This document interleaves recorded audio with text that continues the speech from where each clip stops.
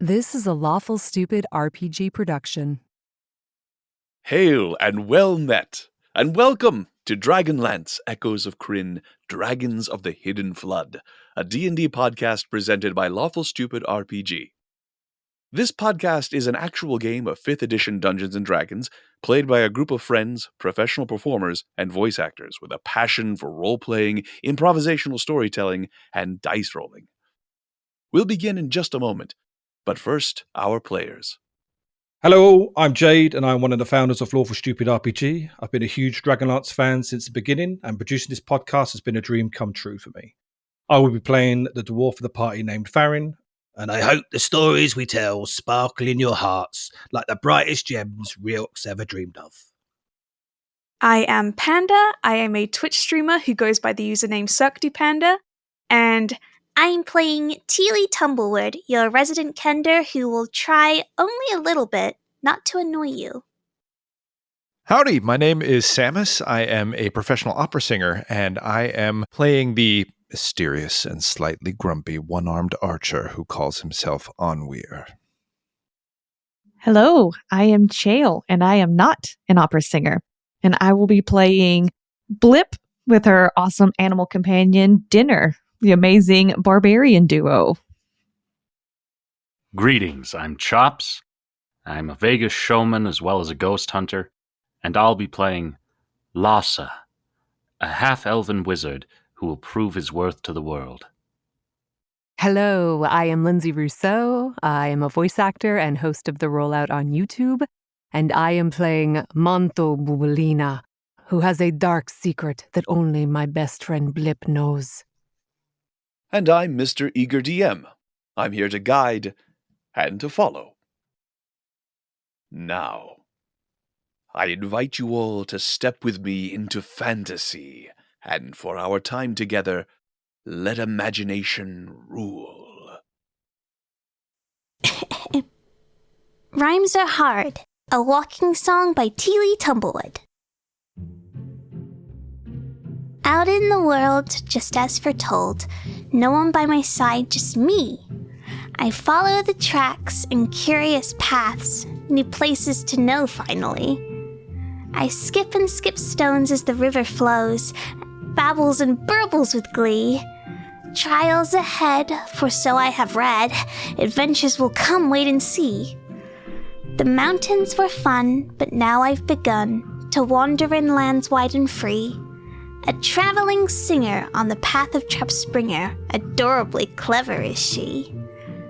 Can't go to Gwynedd, they don't want me in it? A silly mistake that must be. With stealthy disguises, no anger arises, my top knot is staying with me. It's fun to keep yapping, though no one is clapping, I guess I'll admit I'm lonely. But I'll just keep on humming, a new day is coming, Rhymes are hard.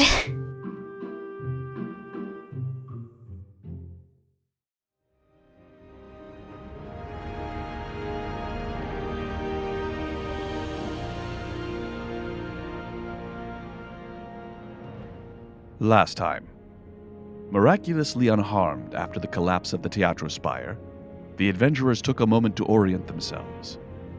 They had fallen into a dark subterranean cavern beneath Gwynedd, and after a brief investigation, discovered a natural fissure which Teely set out to explore, leaving the rest of the group behind.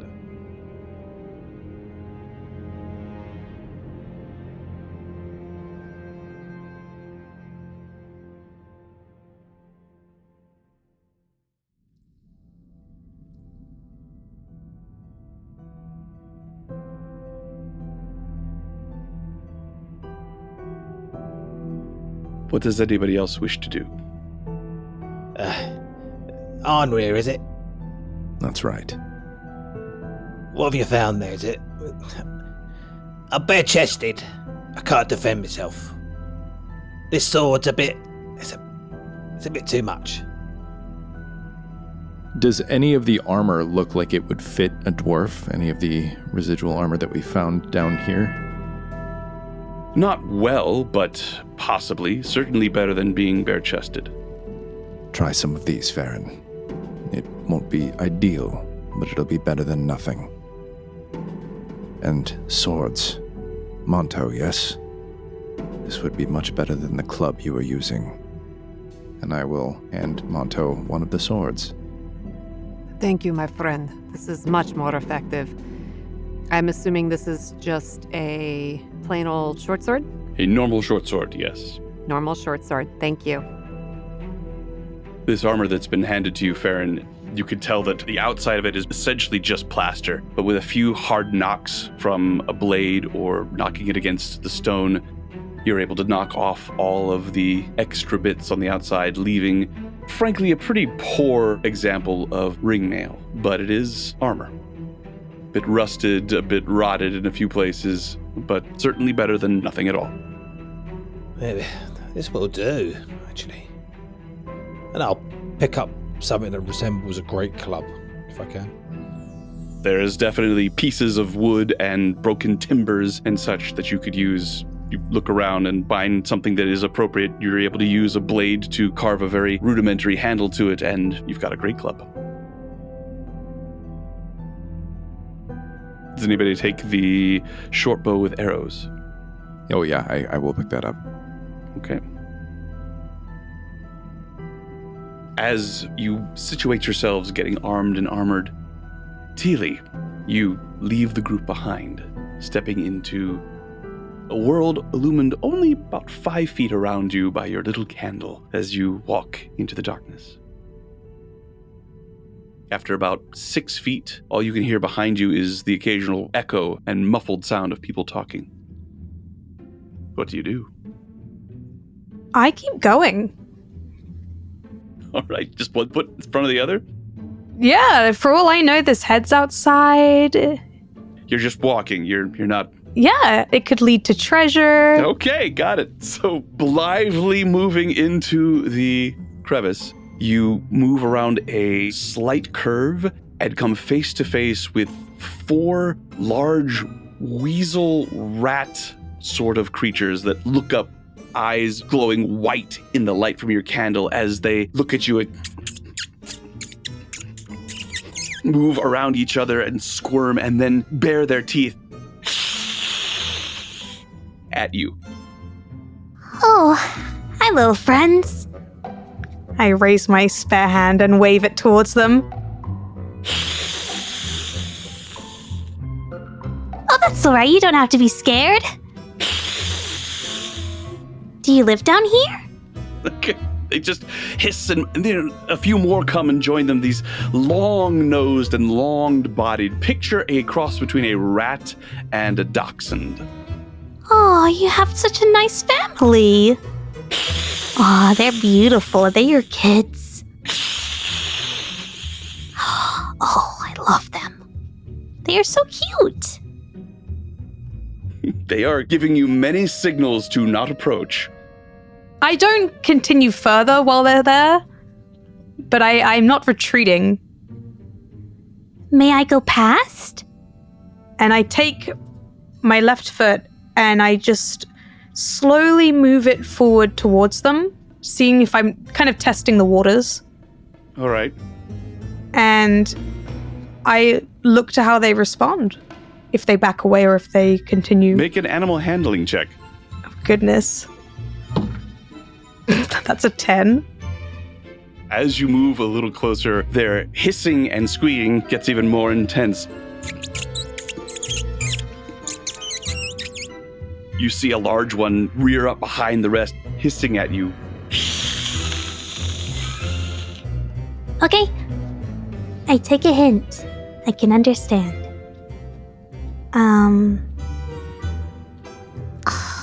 But I really want to get past you guys.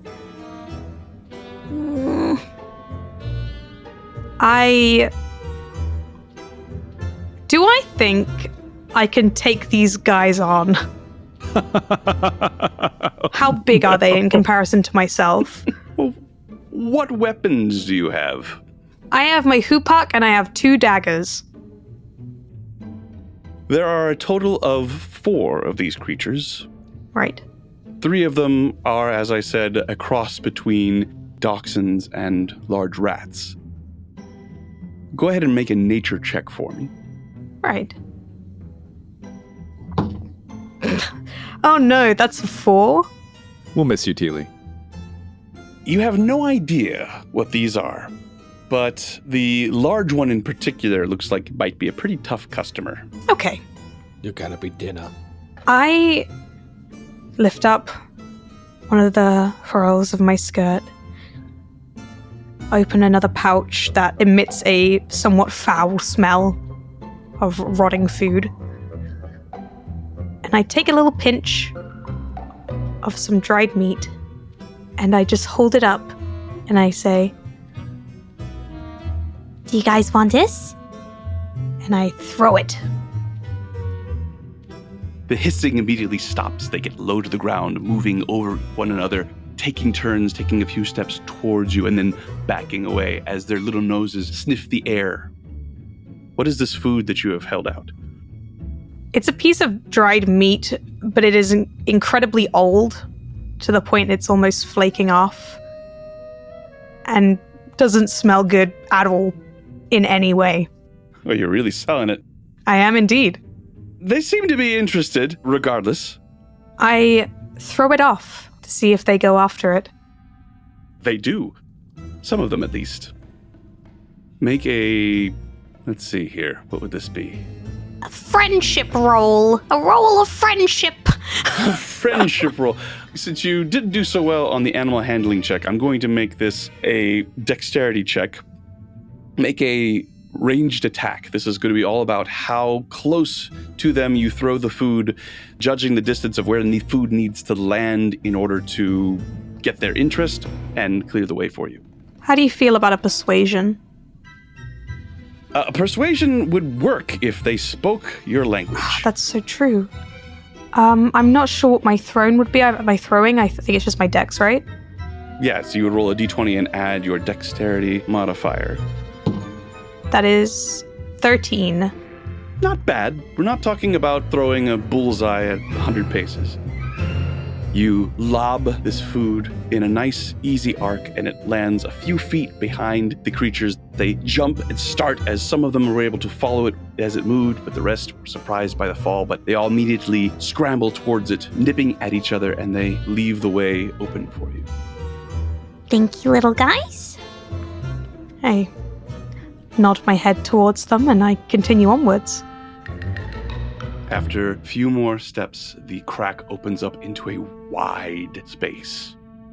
You see in front of you a very large and stately set of stone-carved stairs leading up from where you are into darkness. Oh, wow. The air smells dusty. Mostly what you smell is the smell of the mushrooms, but it's not as intense here as you look out and immediately realize that your little light is not even getting close to reaching the expanse of the walls of where you are. I take a moment and look back at the crack in the wall that I just came out of. DM, would any of my companions be able to fit through this crack? Not as easily as you, but it wasn't so small that widest among you would probably have been Farron, and Farron would still have been able to fit. I, as a last-ditch attempt, try and see if I have anything that I can catch light onto to make a bigger flame than just on my candle. So you're just going to trust to the luck of the Kender to see if you've got what you need in your pouch. I will do as I can. It's a D100, correct? Roll a D100 and we'll see what you find. That is 86. 86. Now, in my games, anything over an 80 is usually good. So you reach into your pouches and you feel around. A bit of string, well, that could technically be on fire, but it wouldn't last for very long. You reach into another pouch and find a bottle, empty. And then you find a small vial of oil. The only thing I can think about putting that on is my hoopak, and I'm not doing that. I will keep the oil Okay. for safekeeping. Put it in a pocket that I know I can definitely get to it more easily.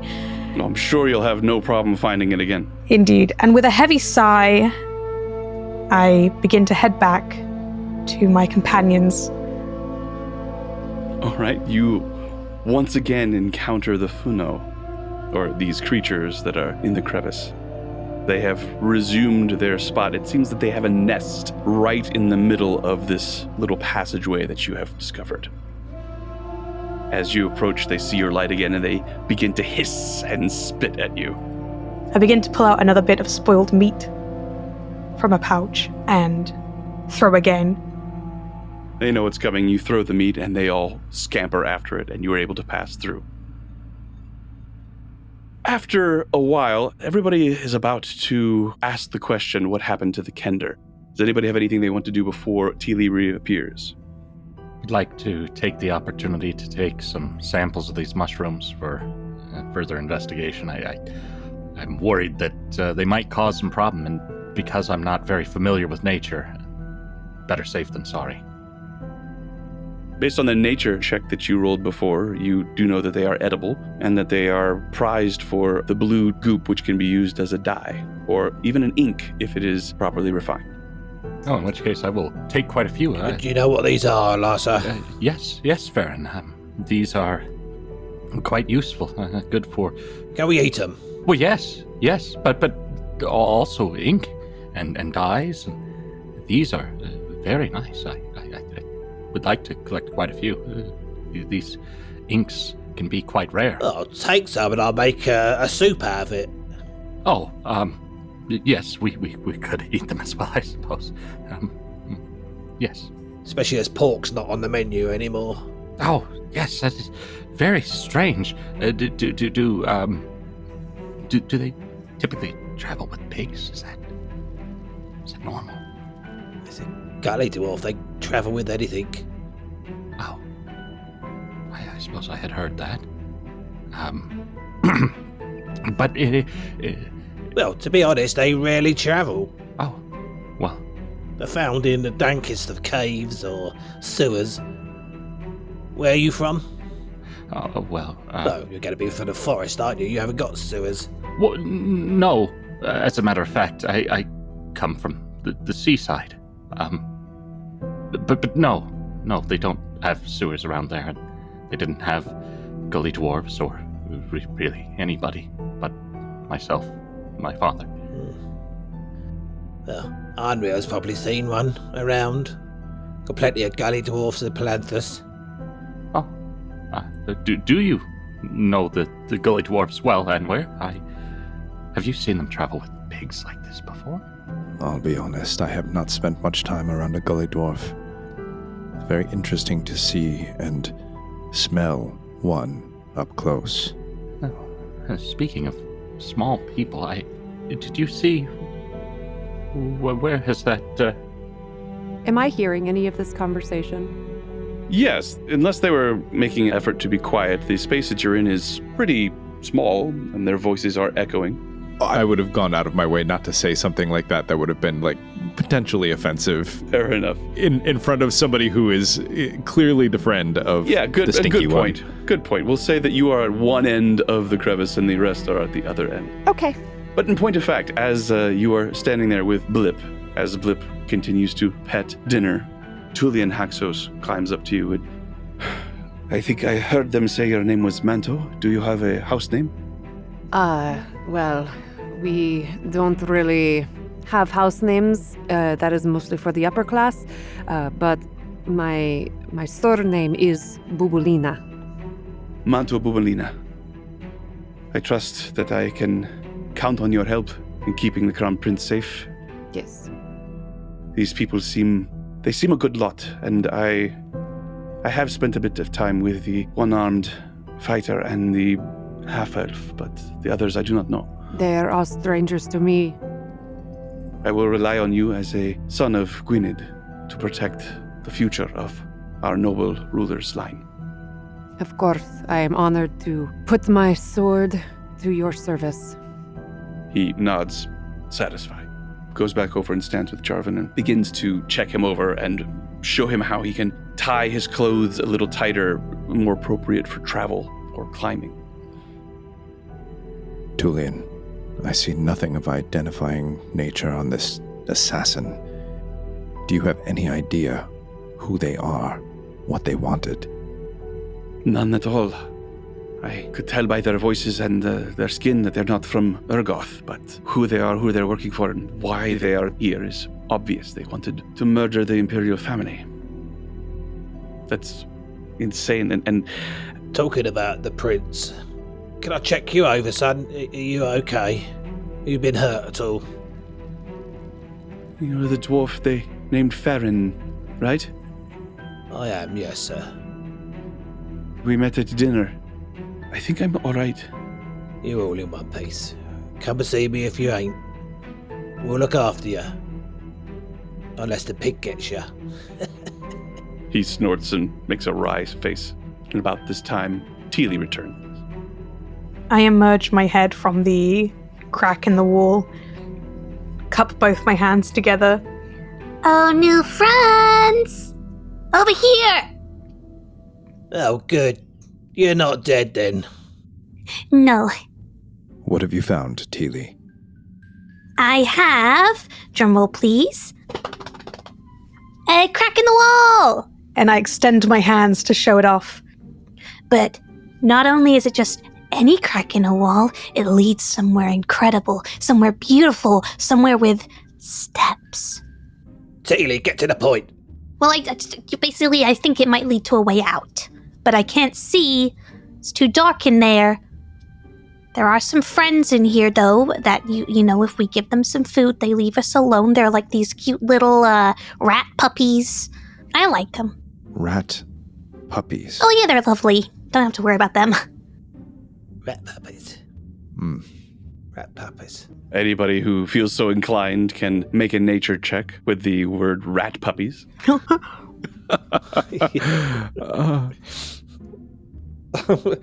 I'm going to assume with -1 nature, I'm going to have no idea. 6 total. With a nat 1, I'm quite familiar with these. Rat puppies. Yep. Rat puppies. Ugly dogs, yes? So it's a chihuahua. It's a chihuahua, is what you're saying. It's just a normal chihuahua. Yeah. Right? How big are they? Do they bite?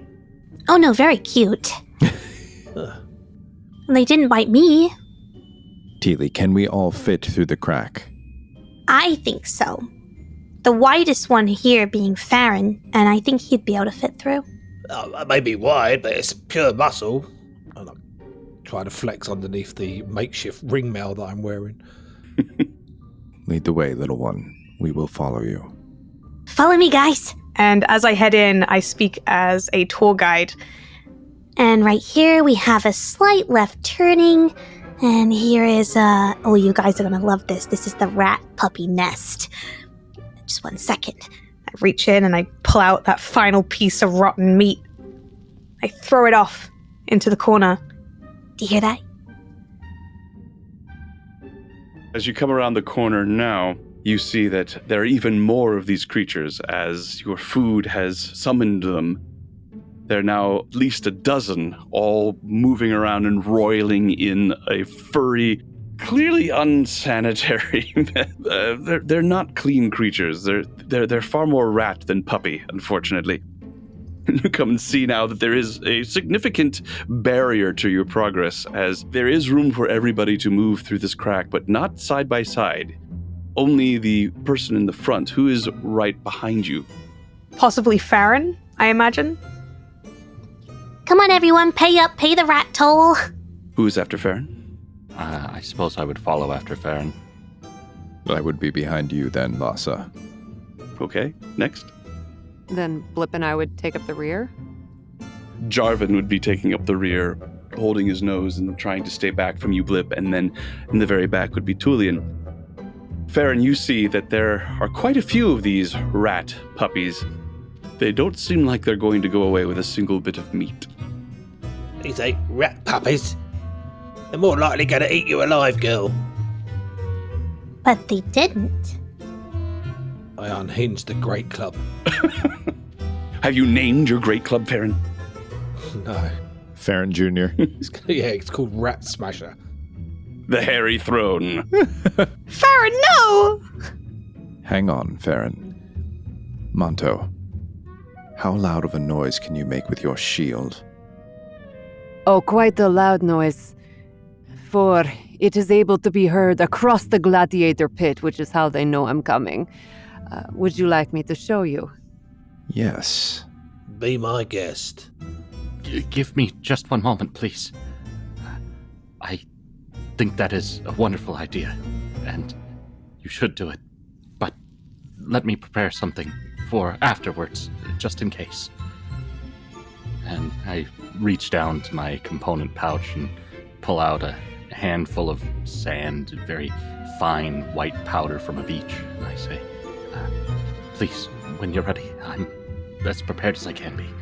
I place both my index fingertips into each ear and just wait. I take my short sword and my shield, and I slam the short sword into the shield, and you hear the echoing and the billowing of metal clashing on metal as it just rings through the cave. Lhasa, what were you preparing?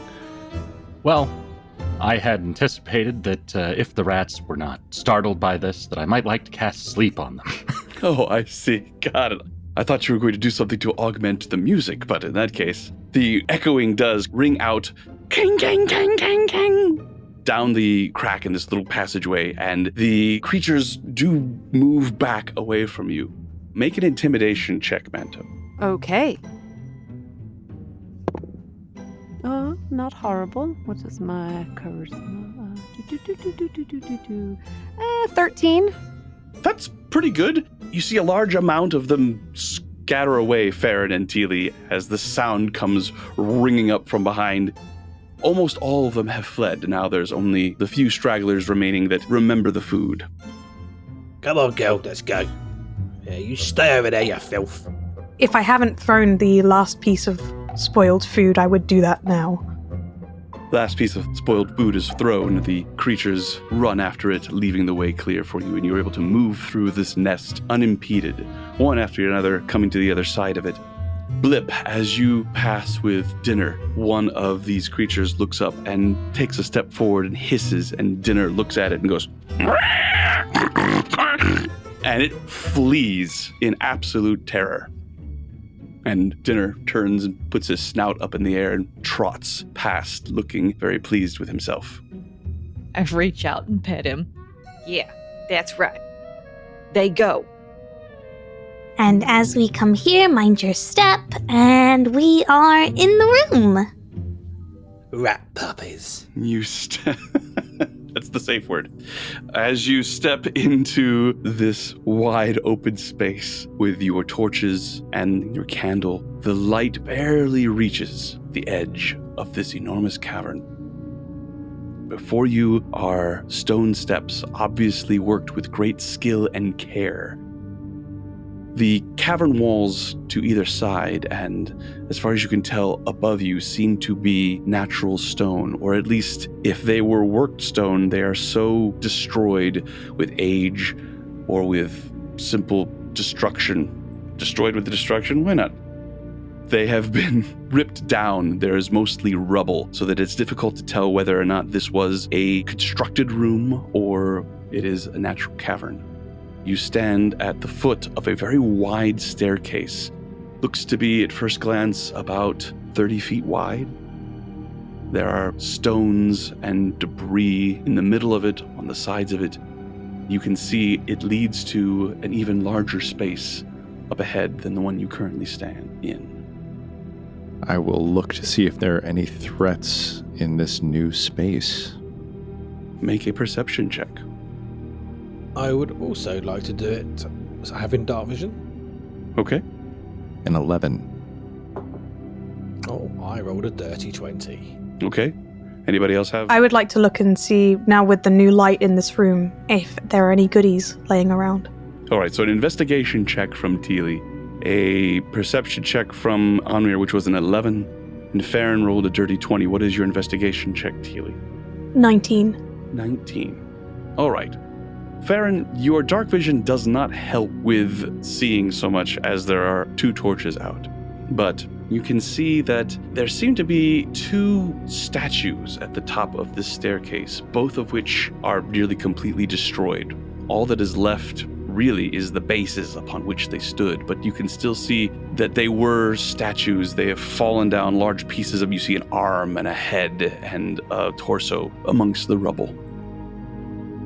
Teely, your investigation check. There is nothing of particular interest looking around. You don't see anything glinting in the light on the staircase where you are. The rubble, looking at it, you think it's been here for quite some time. This is not an effect related at all to the collapse of the Teatro Spire. This is something that has rested here. These stones here in the middle of this staircase have rested here for a very, very long time. And as you step, you create a small puff of dust in the staircase. Also, with your investigation check, you can see in the dust, moving downwards on the stairs, back towards the way you came, a set of pig-sized hoofprints. Oh, Blip, I think your pig might have been here before us. His name is Dinner, Dinner, yes. not Pig. Okay, Blip, your Diener was here before us. And you broke the game.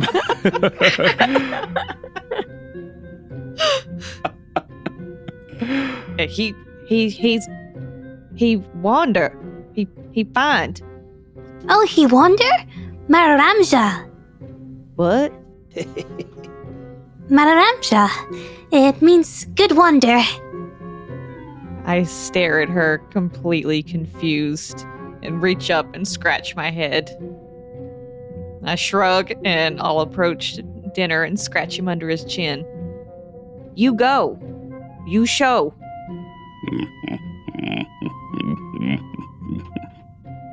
Dinner. Looks up at you, grinning, No. Go. sits down, Dinner. And I stomp my foot. lies down, You go. Upstairs. You go. rolls over on his back. No. No scratch. That's a rat puppy right there. Dinner. No. No scratch. Go upstairs. You lead. Make an animal handling check. I kick him Oh, okay. with the animal handling check. Hiya. Ooh. Oh, that is a beautiful, beautiful 4. So you kick Dinner, and his good nature just evaporates as he's going.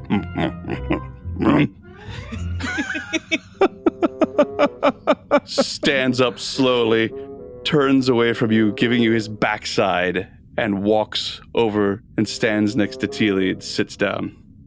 Oh, hell no. I'm just happy I pet the pig. I stomp over to Dinner angrily, forcefully place both my hands on each side of his face and yank his muzzle right to my nose. So we are nose to nose, pressed against each other. Dinner, you lead. Go. He seems unmoved by your protestations. I'm just gonna head up there. Leave you to it. No brush. I can see the vein in the side of the head's about to pop. I am furious with Dinner. And I am just trying not to laugh out loud because I have seen this happen so many times before. Dinner just gets in moods where she doesn't want to do anything, and it always makes Blip mad, but it's quite adorable to watch. What about if you threaten that Dinner will become Dinner? Will he do it then? I look over at Farron and glare at him. You no touch. You Dinner. Oh. And I go back to nose pressed to nose with Dinner, just muttering and grumbling. Having your moment. Are they partners? Hey, Blip, be careful when pulling him. If you pull too hard, he'll become pulled pork. Da-da-da-da-da-da. Oh my god. I quit. I quit. And Teely falls off the stairs, never to be seen again. And the Kender was never heard from again. Strangest thing I've ever seen. Boots flew off, hit her in the neck 3 times on the way down. Never seen anything like it. Oh, yes. To victory. So, at the bottom of these steps, Hypothetically, the Kender could ride dinner, right? Denied. Access denied. Error 404, file not found. Just putting that out there. I don't know why I keep trying to get back control. I'll just sort of let you guys keep going. Who knew how much fun having a pig in the group would bring? Oh, yes. I'm going to shake my head at this scene, and I'm going to walk up the stairs. Did you say you found some tracks there, dear? Yeah, some pig-shaped little feet. Some little trotters. Yes. Let me have a look. And I will try to track them. Now that they've been drawn to your attention, they're pretty obvious. You could see some other tracks in and amongst the dust, probably created by the tiny feet of the rat puppies. Really, nobody will hold a high nature. No? Okay, fair enough. Rat puppies, they stay as you are able to climb up, but I will ask for a survival check as you reach the top. That is my forte. I rolled a 7, so 12. I will assist you. Oh, you assisted me? Is that too late, or? Oh, all right, or I can do one my own. You can do one on your own. You're not friends enough yet. Fair. I also rolled a 12. 11. Okay. So as Farron, Anwir, and Manto reach the top of the steps, you gaze out into the darkness. The light of the torches gives you a understanding of this area. The floor that you're standing on is clearly worked flagstone. But as far as the rest, similarly to below, it is natural cavern. You can see elements of structure, walls, statuary, a couple of structures that look like fountains. But the roof is a cavern. Directly in front of you, right at the edge of the staircase, is a large promontory of rock, actually like a rock slide that has moved down from directly in front of you, coming down a great distance, several hundred feet, a massive amount of rock and mud and clay that has moved into this area, bifurcating it. You can see that on either side of it, in the darkness, there appear to be structures that are completely covered in dirt and rock and mud, but their entrances appear to be open. You see 2 to your left and 2 to your right. You are now standing between the 2 ruined statues on either side of you. Whoa. Can I take a closer look at the statues, DM? Same here. Yes, I would like to do the same. Sure, I will allow a perception check or a history check, your choice. Perception for me, I think. My perception is a 24. Mine's a dirty 20 again.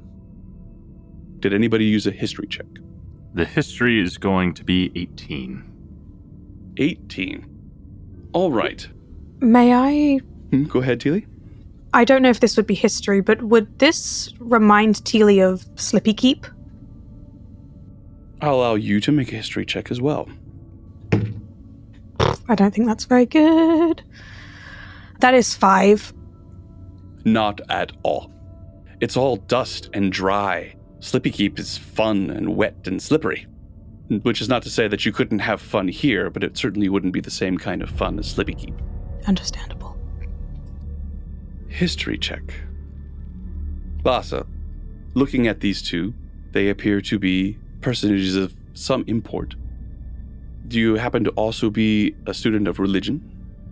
I do not have it as a trained skill, unfortunately. Looking at these 2 and how prominently they're displayed and the obvious craftsmanship of the stonework, you think they were probably depictions of the gods. Which gods, it's difficult to tell, but you could definitely see that they're pre-cataclysmic in that you haven't seen anything like them or heard of anything like them anywhere that you've ever been or any books that you've ever studied in terms of present day.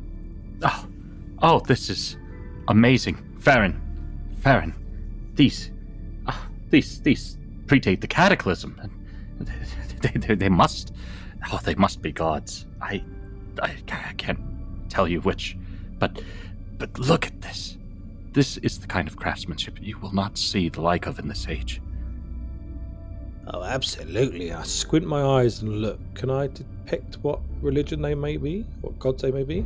Sure, make a religion check. It's not really that first, but that's a 16 on the dice. 17. You look, and along with Anwir's perception check, which is able to detect a broken lyre that was meant to be held in the hand of the statue on the left. With 16, you think it has something to do with art. You believe that one was a depiction of the god Pranchala. I think that one's Pranchala, boy. Anwir, both the statues seem to be depicting male individuals, but the one on the right, something odd about the arm and its hand. Looking at it closely, you can see that there is tubing that has been revealed by the shattering of the stone. The statue itself appears to have been worked of marble or some other hard stone, but the arm appeared to have been made of some sort of clay or plaster, and there was a copper tube that went up through the middle of it and came to the palm of the hand, which was meant to be upright as if holding something. When you say a tube, does that mean that it was serving as a fountain at one point? Did it look like the tubing carried liquid, or? That would certainly be one way to interpret what you've seen, but looking at it carefully, you don't think it was a fountain, as you can see scorch marks on the palm of the hand around the aperture where the tube extends. I'm going to try to investigate from a distance in case it is still active, for the purpose of seeing if the mechanism could still produce flame or is still a threat. Sure, make an investigation check. That's a 12. From the distance that you're standing, I'd say about 15 feet away. Mm-hmm. Without some very specialized equipment, you can't think how you could possibly do anything to affect it from 15 feet away, or even see anything that looks like an on switch or a lever. However, it looks very old and undisturbed. The dust around it appears to have not been moved by any sort of creatures or dinner. It has been given wide berth. It appears to be completely inert as far as you can tell. When Farron mentioned the statue, did he say out loud the deity, Pranchala? Yeah. Okay. Upon hearing that, I head over to the statue he's examining. Okay. No. Why would someone break this? It's probably just the rubble that's fallen from the ceiling, my dear. Oh, no, I can say with certainty it couldn't have been that. This damage predates anything that we did. I begin scraping the pieces that have broken off together, and in a almost sad, childish attempt of trying to put it back together, this broken statue. Noticing the unusualness of a sad Kenda. Are you alright, my dear? You seem moved. I'm just frustrated. I don't get why someone would destroy something like this. This is a symbol of joy, of happiness. Why would anyone want to damage that? You need to remember that everybody hated the gods. Well, the humans did. They blamed the gods, remember?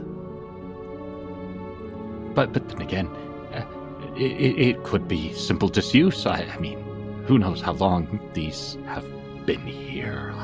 It could have been an accident. True. You say pre-cataclysm, right? Oh, easily. There's, just look at the evidence. You can tell by this. There you see then, girl. The cataclysm split the continent. It broke away islands. Don't get yourself down. You're right. Plus, there are much nicer statues of him now. Give it time, there will be, yes. And Farron, Yes, Henry. the statue. I believe there was fire emerging from this hand at some point. Does that help you identify who this one was? I rack my brain. Based on your previous religion check, this was likely Syrian, the god of inspiration and transformation, known as the Flame. This is one of the gods of neutrality. Syrian. I'm pretty sure of it. For statues like these, what kind of temple would house them? Where do you think we might be based on what it is that you see? Make a history check. Let me see here. Anwir, you rolled a 24 on your perception, correct? I did. So there's something familiar, taking you a moment to put your finger on it. But as Farron has a think, you look at the flagstones beneath your feet, and you look back at the staircase coming up. It bears a striking resemblance to some of the architecture around the Teatro Spire. I'm trying to think of what I might understand from that knowledge. Just something to file away. Farron, I rolled a natural 1, so that's a 0. you have no idea. Certainly no temples to any old gods that you have ever heard of, and if you needed more evidence, here it is. If this is a temple to the old gods, it's most definitely pre-cataclysm. I'm afraid, boy, my history is not the best. Well, to be honest, it's my religion. But then, who knows much about the old gods these days? Perhaps we should keep moving forward. Manto, I will allow you to also make a history check since you are a citizen of Gwynedd. Okay. That is... Where's history? Oh, hey! That's it's a -1, so it's a 19 minus 1 is a 18. Well, you have certainly heard of the Tuscanville Conservatory, which was the crown jewel of the city that became Gwynedd, Tuscanville. Tuscanville was destroyed during the Cataclysm, and due to the legend of the emperor at the time sacrificing himself to the gods, the majority of the city was spared, and instead of being destroyed by tidal waves, it was merely split. But the large majority of the conservatory fell off the face of Krynn. The only thing that remained was the Teatro Spire. Supposedly, the conservatory had a place for all manner of arts and artists. You seem to have stumbled upon it.